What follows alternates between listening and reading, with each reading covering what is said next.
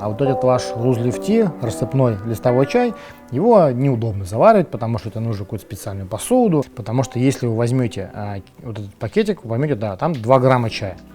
2 грамма, надо сказать, еще какого чая, то есть это просто обычной пыли, а уже горбатого могилы исправит, как говорится. Добрый день, дорогие друзья, меня зовут Шевелев Сергей, и это серия видео «Азбука чая», где мы раскладываем по полочкам все основные знания о чае. Поэтому присаживайтесь поудобнее, наливайте себе чашечку чая, мы начинаем. Итак, сегодняшняя тема у нас, тадам, чай в пакетиках. Вообще, на самом деле, я мог бы сделать очень просто. Просто сказал бы, уберите от меня вот эту дрянь, и все, и на этом еще это видео можно было бы закончить. Но так как все-таки хочется немножко разобраться в вопросе, то мы в нем разберемся максимально с деталями. Все-таки чайные пакетики – это один из самых массовых видов, скажем так, потребления чая, но на самом деле есть о нем много мифов, причем мифов как и пугалок, то что это прям супер опасно, и там всякие формальдегиды в клее, и там всякий вот, значит, микропластик ядовитый, который, значит, накапливается в организме, последние были тоже новости и так далее. Вот, я на самом деле помимо всего этого скажу вещи, которые гораздо легче и проще проверить, и которые, скажем так, в гораздо большей степени касаются именно вас, когда вы пьете чай. Хотя, конечно, про микропластик немножечко хотелось бы рассказать поподробнее. Действительно, сделали большое исследование, вскрывали всяких мелких ракообразных в Темзе, в Лондоне, значит, и обнаружили просто какое-то безумное количество нанопластика. И потом поняли, что этот нанопластик приходит, собственно, из материалов, которые делают в чайные пакетики. Конечно, этот материал бывает разный, и я думаю, Томас Салливан, который в 1905 году изобрел этот самый пакетик, это был лондонский ресторатор, вот, он, наверное, уже сейчас перевернулся в гробу, потому что изначально это был просто шелковый пакет, куда клали нормальный листовой чай, вот, и заваривали в кружке. Считаю, что это просто удобно, быстро, и, в общем-то, это так и было.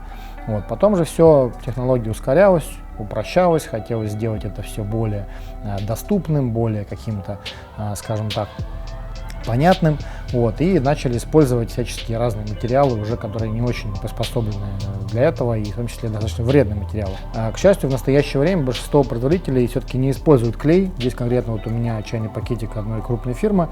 Здесь, значит, просто такой маленький металлический степлер. Вот, по крайней мере, ядовитых там вот этих формальдегидных клеев, я думаю, тут нету. Но, тем не менее, материал самого вот этого пакетика, никто не знает, что там.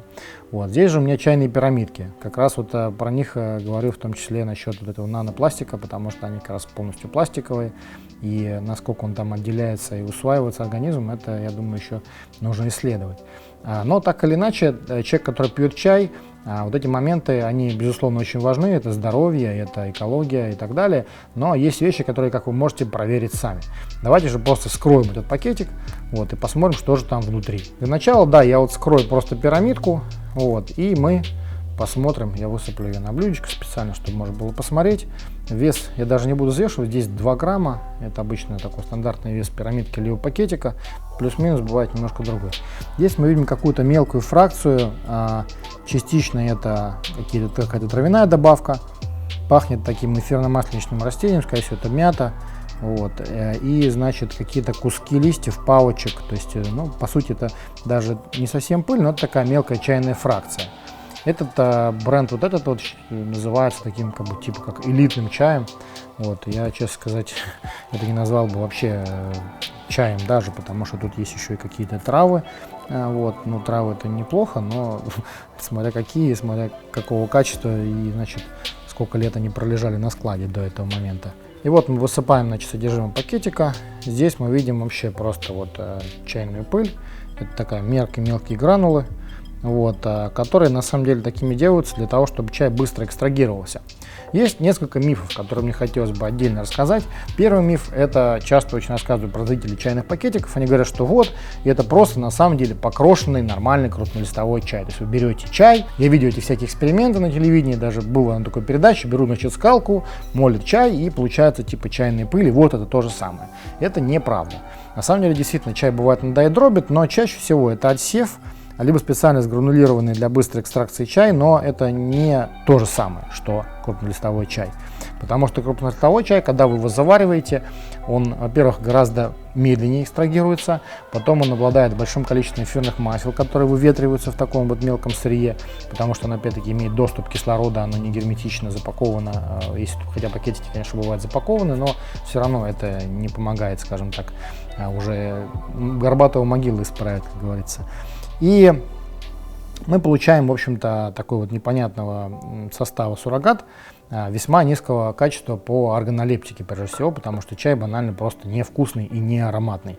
И это главный минус чайного пакетика. Ну и тоже один из самых главных аргументов в пользу чайных пакетиков, которые говорят и производители, и потребители, которые привыкли, к сожалению, к ним, что вот это как бы очень удобно. А вот этот ваш Loose Leaf Tea, рассыпной листовой чай, его неудобно заваривать, потому что это нужно какую-то специальную посуду, это нужно какие-то там, значит, устройства, знаете, китайскую чайную церемонию и так далее.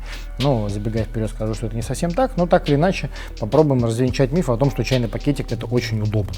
Ну вот окей, я вот кину, значит, стакан, значит, чайный пакетик, вот я кину чайную пирамидку, вот, значит, я их заварил, вот они у меня там настаиваются. Господи, сколько лет я это не делал, боже мой.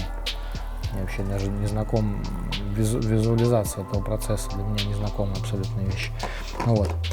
И, значит, вот он у меня все, типа, готов. Значит, там у меня планирочка, я их после оторвал, чтобы не показывать, что это за бренд. Вот, и, значит, вот они настаиваются. Ну, что же, казалось бы, проще. На самом деле есть гораздо проще и вкуснее. Вот мы берем раз типот, два чайная бутылка. Это упрощенный способ заваривания. Я в других своих видео много рассказывал более подробно и про китайскую традицию, и как заваривать в правильной посуде, в керамике, в глине, в чайниках, в гайванях и так далее. Но сегодня я расскажу о самом простом таком способе заваривания, который просто абсолютно разрушает любой миф о том, что пакетики это быстро и удобно. Вот у нас бутылка, это первая вещь. Она состоит из 3 секций. Нижняя секция, здесь двухстороннее стекло. Значит, вы сюда наливаете кипяток, здесь у нас сетка стальная, да, здесь у нас просто вот такая крышечка. Вот. Вы, значит, закидываете сюда чай листовой, нормальный, вот, наливаете сюда кипяток,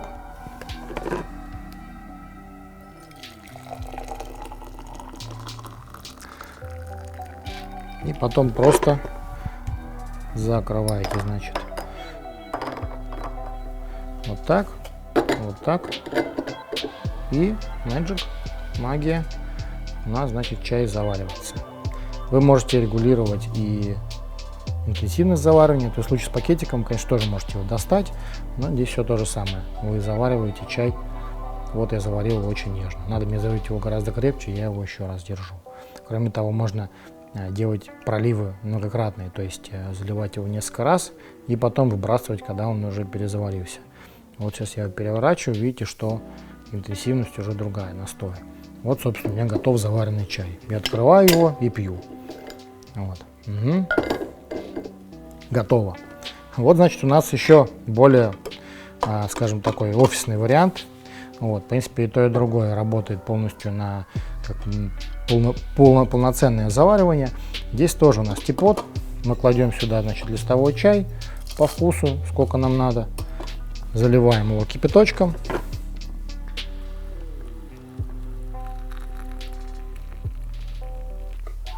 И немножечко ждем.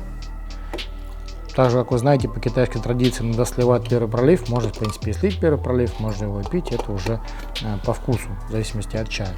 И все, я нажимаю на кнопочку, у меня здесь клапан, он поднимает там зажим, да, и у меня чай сливается. Что важно, чай не перезаваривается, как в случае с этим, да. То есть вы его вызываете проливом, и у вас получается очень недлительная экспозиция. И если в случае с пакетиком, когда сырье раскрошено, вам не нужно очень долго ждать, потому что там у нас идет, значит, мелкая фракция, она быстро экстрагируется. Лист экстрагируется дольше, но вы просто кладете немножечко больше чая и, соответственно, делаете эти проливы многократно, а не однократно, как в случае с пакетиками. Получается, что у вас чай более нежный, более ароматный, у него гораздо лучше настой сам по себе, и он готов. Вы скажете, что вот мне тут нужно покупать специальные девайсы, а я хочу просто заваривать в кружке. Ну а кто же нам мешает просто заваривать в стакане? Мы тоже берем обычный чай, закидываем его в кружку, закидываем его, сейчас в данном случае у меня стеклянный стакан, специально, чтобы вам было видно, и также настаиваем. То есть можно нормальный чай заварить и настаиванием, ничего там такого нету. Вот. Просто этот чай будет завариваться немножко дольше, он будет более ароматный. Вы тоже можете там при помощи сита вылить этот чай, просто это будет не очень удобно при самом таком обычном заваривании. Лучше, конечно, использовать уже китайскую посуду, либо чашку с крышкой гайвани, либо чайник. Это будет более, скажем так, уже привычно, но даже так листовой чай тоже можно заварить, и ничего страшного абсолютно в этом нет. Как вы видели, главный миф о том, что якобы чай вот, заваривать в пакетиках очень сильно удобнее, чем любой другой способ, это абсолютно не так. То есть листовой чай можно заварить даже гораздо большим количеством способов, в том числе и самым простым, просто кинув листья в кипяток, и можно методом самого такого простого приспособления, тоже абсолютно ничего тут нет замороченного, да, просто взять и заварить и получить напиток абсолютно другого класса, другого вкуса, другого аромата, то есть это просто совсем другая история. Но еще очень важный момент экономический. Многие думают, что чайный пакетик это дешево. На самом деле это абсолютно не так. Потому что если вы возьмете вот этот пакетик, вы поймете, да, там 2 грамма чая. 2 грамма, надо сказать, еще какого чая, то есть это просто обычной пыли. И вот он, допустим, стоит этот пакетик, среднюю возьмем цену, не будем брать самый дешевый, не будем брать самый дорогой. Допустим, пачка 50 грамм может стоить где-то 150 рублей. Вот. Соответственно, 100 грамм стоит 300 рублей. Да, 300 рублей за пакетированное непонятно что. За 300 рублей и даже гораздо дешевле можно купить неплохой рассыпной чай. Будь то чай как Диньхун, я уже о них рассказывал, будь то чай, если говорить про наш ассортимент, чай Хайчухао зеленый тоже очень доступный, стоит 230 рублей, 100 грамм. Вот. И самое важное, что этот чай, вы из него получите больше готового напитка, потому что само качество листа и сама экстракция из него получается гораздо более насыщенной. То есть вы получите больше напитка, он будет более крепкий, будет более вкусный, и вам не нужно будет, опять-таки, поддерживать неэкологичный подход к упаковке, потому что на самом деле чайный пакетик это еще и не экологичен, то есть каждый раз это выбрасывается, это идет в помойку. В случае с листом вы не тратите ничего, не засоряете окружающую среду и просто завариваете нормальный, хороший, вкусный чай. Кстати, когда мы готовились к записи этого видео, мы обсуждали вопрос о том, насколько же много на самом деле пьют пакетиков. Как это не удивительно, я поднял статистику, в том числе и по сетевым магазинам русским, и на самом деле международные продажи. И я выяснил удивительный факт, что на самом деле в мире все-таки больше пьется именно листового чая. Пакетики, конечно, заходят на рынок, их много, многие к ним привыкли, но все равно в общем объеме потребления чая больше люди предпочитают, собственно, листовой, потому что на самом деле достаточно лишь один раз попробовать, просто сравнить листовой чай пакетированный, и любой человек, кто хоть как-то увлекается чаем, кто любит настоящий вкус, он это определит. Для этого не нужно быть ни эстетом, ни специалистом, ни каким-то там высоким ценителем. Можно прекраснейшим образом выбирать листовой чай, как чай на каждый день, и радоваться жизни. Но это 3 важных факта, которые нельзя ни в коем случае умолчать, когда мы говорим о чайных пакетиках. Очень часто еще говорят, что в них много ароматизаторов и красителей. Про ароматизаторы, конечно же, да, потому что когда вы берете солому, вам нужно, чтобы вкус был, как бы, скажем, такой приятненький, вкусненький и на такого, скажем, не требовательного потребителя вполне себе даже ничего. И вот этот самый вполне себе даже ничего вкус, конечно же, идеально достигается при помощи ароматизаторов. Но, конечно же, уже, скажем так, потребитель разбирающийся, он моментально это чувствует, потому что при первом же заваривании вы, собственно, чувствуете этот аромат, и когда вы пробуете второй раз такой чай заварить, он тут же не даст ни аромата, ни вкуса, потому что ароматизатор очень быстро отдается в настой. То есть, когда вы берете чай листовой, вы его можете пролить несколько раз, и у вас с одинакового по весу количество сырья получается в несколько раз больше напитка, что очень важно. То есть вы не только получается чай дешевле, он еще и получается гораздо больше напитка и гораздо высшим качеством. А что касается красителей, то это далеко не всегда правда, хотя мне, может быть, хотелось бы их приукрасить, но я стараюсь оперировать только подтвержденными фактами. На самом деле чай сам по себе тоже очень сильный краситель, это вы можете легко проверить. Если я сейчас, например, на свою белую рубашечку капну немножечко вот этого чая, вот стирать это будет довольно-таки непросто. Дело в том, что в самом составе чайного листа очень много красящих веществ, которые, в общем-то, очень стойкие. И поэтому красить такой напиток особо не стоит, не нужно, в этом нет какой-то необходимости. И даже самые дешевые чаи очень часто этих красителей туда не добавляют. Но ароматизаторы там есть. Ну и еще один очень важный момент. Как вы понимаете, изготовление самих этих пирамидок и пакетиков – это деньги. Более того, когда вы фасуете в коробку, вы тоже, собственно, это пакет, это коробка, это фольгирование, это значит пирамидки, к ним еще ниточка, к ним, значит, еще там бирочка. Это все стоит денег. И поэтому даже если вы просто возьмете, пускай, конечно, тоже и фасованный все-таки рассыпной чай, это будет 100 грамм там пачка или пакет там фольгированный, но это просто пакет и больше ничего, один пакет. А тут вы имеете пакет, коробку, пакетики, ниточки, значит, скобочки, вот это все стоит больших денег. И поэтому получается очень большой расход на само производство. Естественно, для того, чтобы получить низкую себестоимость, туда просто невозможно положить хороший чай. Поэтому даже если вы возьмете в той же ценовой категории, как я сказал, значит, чай рассыпной и чай пакетированный, пересчете на вес, у вас в любом случае там никаким образом не может получиться чай даже сравнимого качества, потому что чудес не бывает. Часто производство пакетиков может быть даже дороже, чем производство самого этого сырья для чая. Поэтому однозначно выбор, конечно же, может пасть только на крупнолистовой чай.